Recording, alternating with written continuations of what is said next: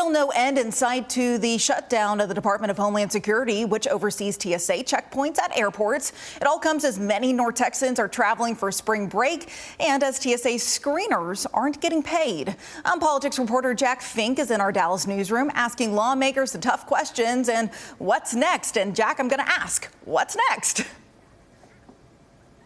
Well, Amelia, we're on day 32 of the DHS shutdown, and on Friday it's set to become the second longest shutdown in U.S. history. And Republicans are blaming Democrats for making the country less safe, while Democrats say the Trump administration still needs to change the way ICE operates before they vote to restore full funding.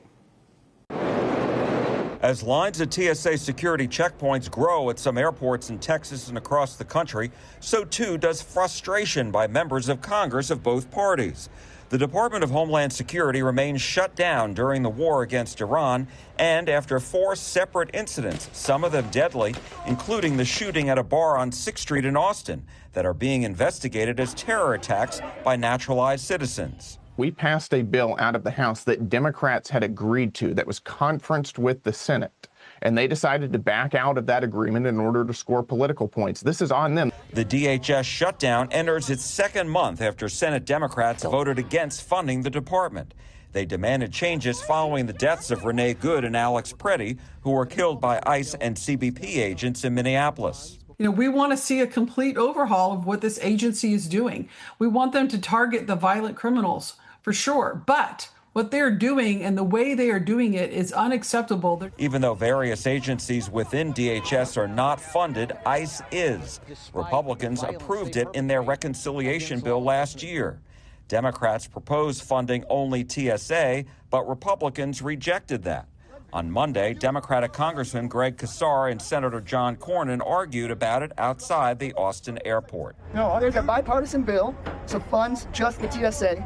Can we do that together? Not acceptable. Not acceptable to fund just the TSA. How about all the terrorist attacks like we see down on 6th Street? We want those to continue. The people are keeping us safe.